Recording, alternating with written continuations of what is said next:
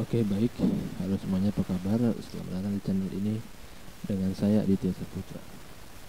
Kita akan melanjutkan codingan kita yang di video sebelumnya.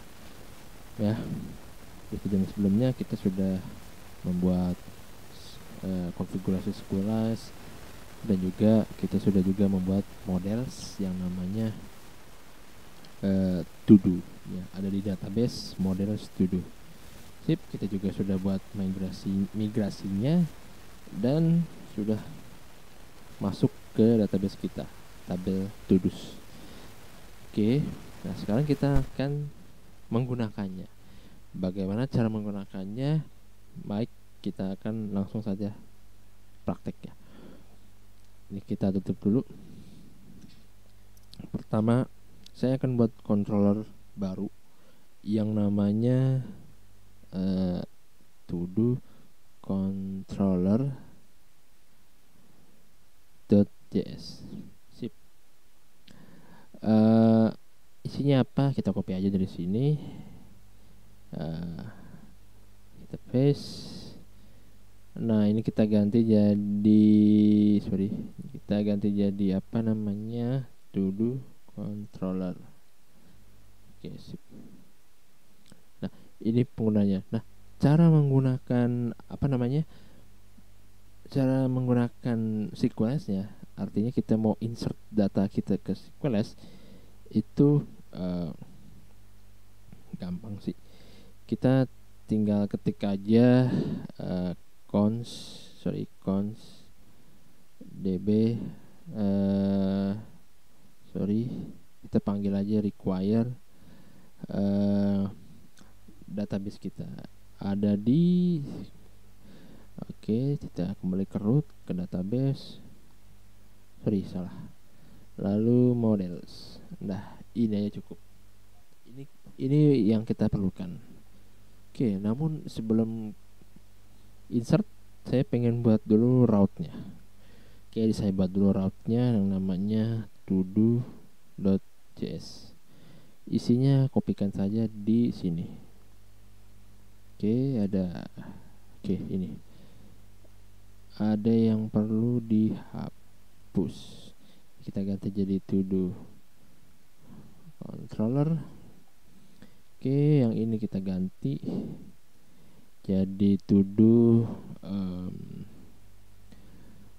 apa nih? Todo insert atau store. Dimana kita ganti metodenya menjadi post, ya. Artinya kita panggil dia di sini. Nah, di sini kita panggil routes-nya const todo require, kita panggil modul routes-nya ada di routes/todo. Ya, seperti ini. Oke, kita gunakan di sini app .use/todos/todo. Nah, sip, seperti ini. Oke, kita kembali ke route-nya. Oke, dia akan membuat store. Nah, kita akan buat function store ini. Nah, ini kita hapus, kita ganti jadi store. Oke, ini saya rapikan. Yang diperlukan apa aja sih? Yang kita perlukan itu sebenarnya body dari request yang diperlukan. Bodinya itu ada di parameter yang namanya request, ya. Kalau kita jalankan, kalau saya komen, ini saya hapus aja deh.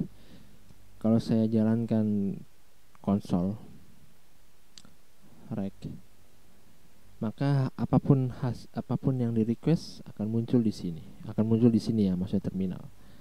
Coba kita running npm run dev. Kita running, dia jalan atau enggak? Oke, dia jalan. Sip. Oops, error. Sorry. Typo di to do controller. Oke, ini salah. Require. Sip. Oke, dia restart. Oke, server running. Sip. Kita ke Postman. Kita buat tab baru. Ini saya copy aja. Saya buat jadi todos, dimana metodenya adalah post. Oke, harusnya post.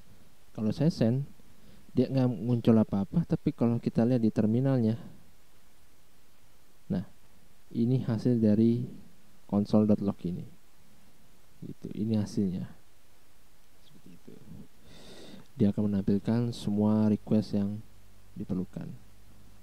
Oke, ini dia ngeloop ya sepertinya. Jadi kita hentikan aja di sini. Oke, benar, dia ngeloop. Oke, saya ingin ambil bodinya. Kalau mau ngambil bodinya gampang sih. Jika rect titik body, dimana kita restart, dimana body ini adalah inputan yang data yang diinput ke database. Nah, seperti kalau tahu form, nah tag form itu kan ada input. Nah, itu input itu yang disebut body ya. Ya, seperti itulah secara garis besarnya. Kalau ini saya coba ke sini deh. Rest titik send supaya nggak loop. Saya buat oke. Supaya nggak ngeloop kayak tadi, saya buat responnya oke. Oke, dia sudah restart. Kita kembali ke sini, kita send. Oke, dia sudah muncul. Oke, kita lihat. Nah, ada objek kosong. Kosong kenapa? Ya karena kita nggak isi di bodinya ini nih. Begitu. Kita pilih yang raw aja karena bentuknya JSON. Kalau kita ubah teks menjadi JSON.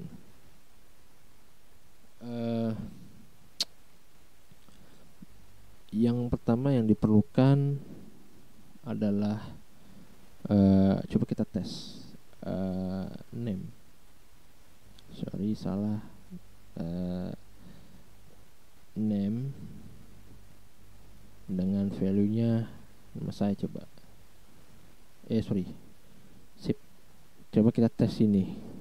Harusnya nama ini muncul di sini. Ya, saya running. Oke, dia oke. Maksudnya responnya oke. Sip, muncul name Aditya. Oke. Kita ambil, cara ngambilnya kita telusuri lagi rect titik body titik name. Ya, seperti ini. Oke, kalau kita kembali ke Postman, kita send, responnya oke, kita lihat dapat inputan yang namanya Aditya. Oke, sip, ini yang kita perlukan. Oke, ini saya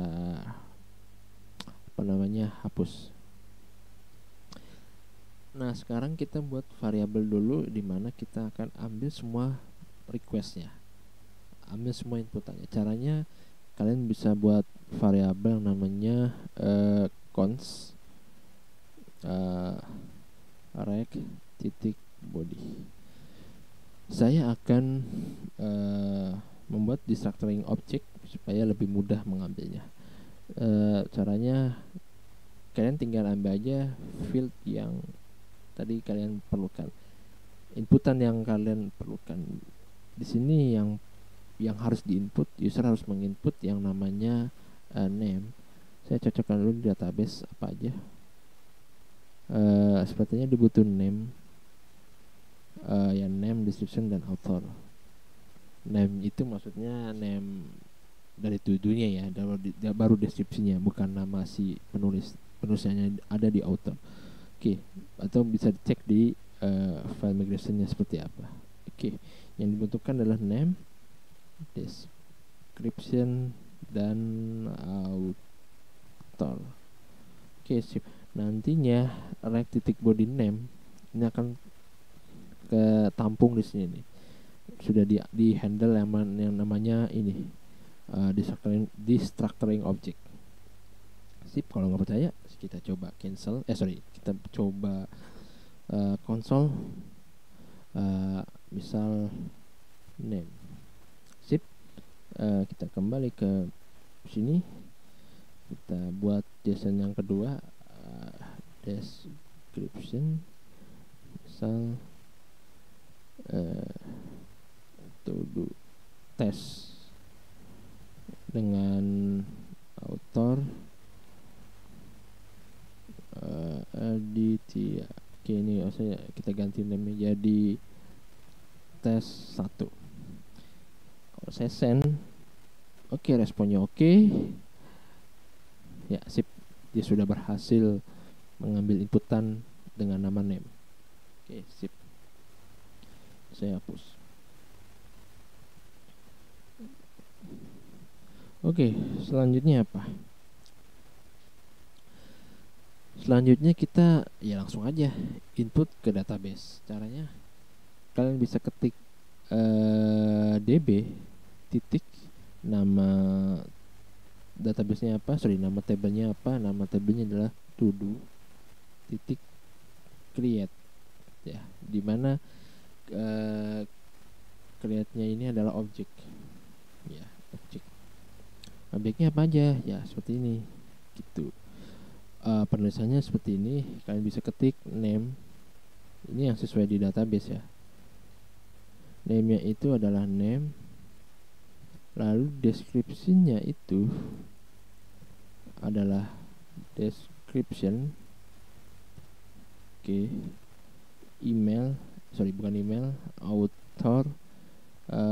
author sip, seperti itu. Oke, nah ini sudah bisa insert ke database. Nah, maka dari itu kita akan kembalikan responnya, return res dengan status kelebihan 200 ya, karena dia sudah berhasil ya insert. Saya nggak tahu sih 200 apa-apa, tapi anggaplah 200. Saya nggak tahu kalau untuk insert sepertinya sih 200. Nanti kita ubah lah. Titik send, pesannya adalah message titik to do successfully edit, seperti ini. To do berhasil ditambah. Oke, sip. Oke, sip. Coba kita jalanin apakah dia masuk ke database. Metodenya post to do's dengan bodinya ini kita send. Oke, to do successfully edit. Oke, kita cek di sini. Nah, ini dia sudah masuk ke database seperti itu ya. Oke ya, sip ya, bagus. Bagus sekali, ini bisa jalan.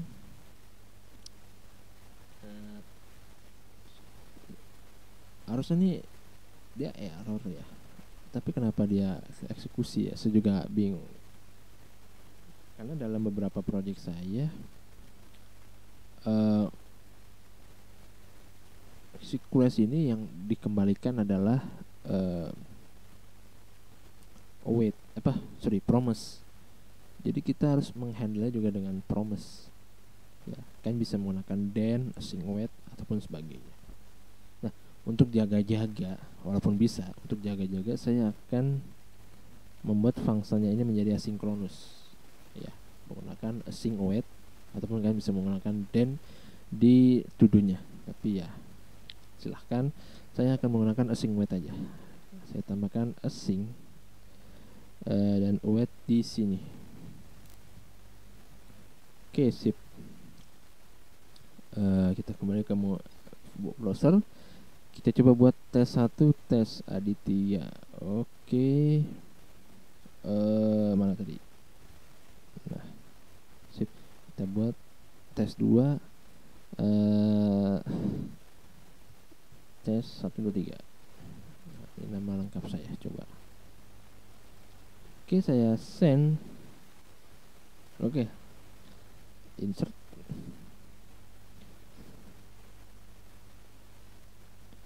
Oke, dia kesimpan. Sip, ini yang kita inginkan. Jadi sebenarnya akan lebih baik kalau kita menggunakan promise supaya lebih gampang lagi menggunakan. Seperti itu. Kayak bisa tanpa menggunakan async apa wait, ya bisa aja gitu. Nah, sekarang kita akan coba menampilkannya. Nah, cara menampilkannya berdasarkan ID, ya. Kalian tinggal buat aja function baru yang namanya get to do by ID, ya, dimana dia ada rec dan res. Oke. Ini saya kasih koma supaya dia mengenali kalau dia ini objek. Oke. Saya akan ambil cons ID. Kita akan pakai destructuring object. Sorry, gini aja, ID tanpa destructuring object. Kita panggil rec titik params, ya, parameternya ID. Coba kita console ID. Oke, get to do by ID. Artinya kita harus buat juga di to do home, ya, sini. Kita buat baru, kita buat metode get to do. Nah, slash titik 2 ID. Kita ganti fungsinya jadi get to do by ID. Nah, ini kita akan kasih parameternya seperti ini. Sip. Sorry, bukan di sini. Ini akhirnya seperti ini. Nah, maksud saya seperti ini. Kita lihat di indeksnya. Nah, benar. Kita akan telusuri localhost 5200 to-dos slash ID-nya berapa. Harusnya sih bisa keambil, ya. Kita coba di Postman. Ini saya copy, saya buat baru lagi metodenya get, biarin aja. Kita kasih ID-nya 1. Harusnya muncul. Muncul nggak ya? Oke, dia dapat, ya. Parapsnya dapat. Kita cancel.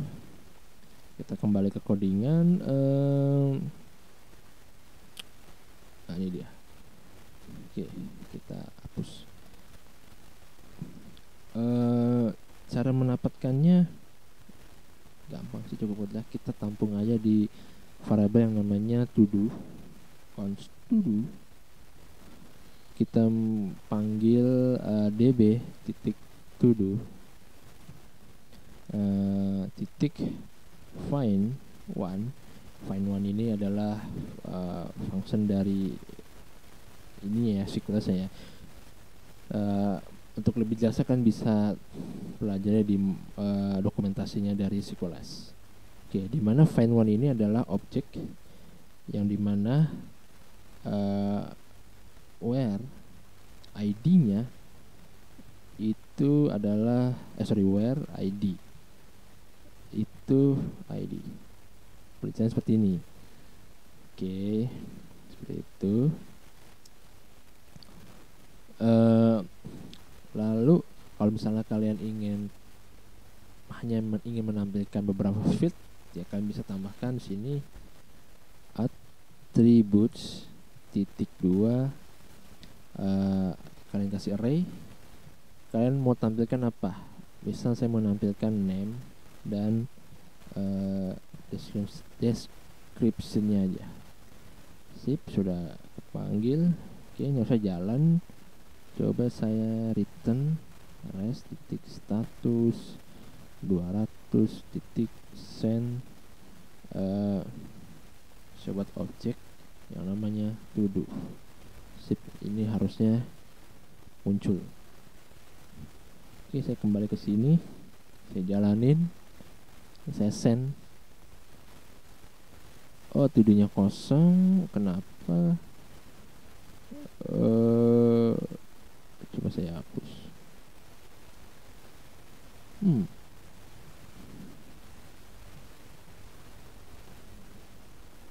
Oke, saya send lagi.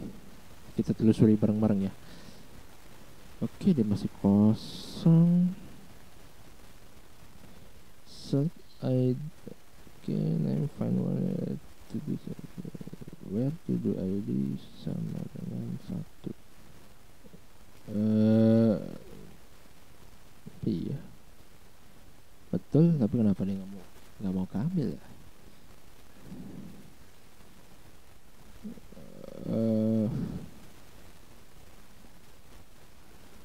Sepertinya ini nih.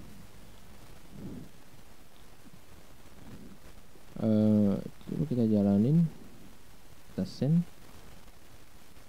Kenapa dia nggak mau ya? Sepertinya kita perlu async await ya. Kita tambahin await, kita kasih async.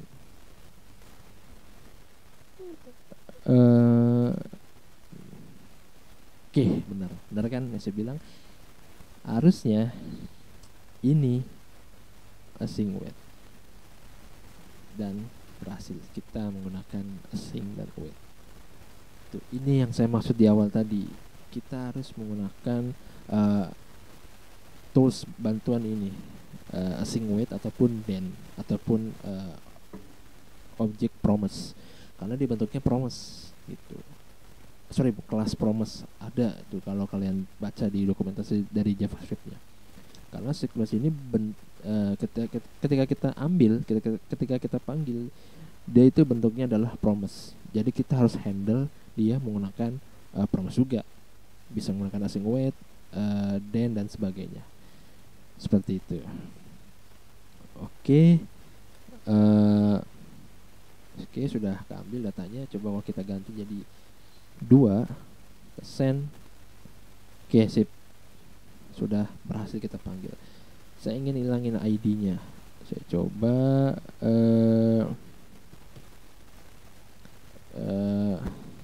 saya save. Oke, saya send. Oke, sip. ID-nya nggak muncul. Sip. Ini saya menggunakan ID. Saya panggil key-nya ID. Saya coba send. Oke, sip. Muncul. Saya coba kasih 1. Ya, muncul.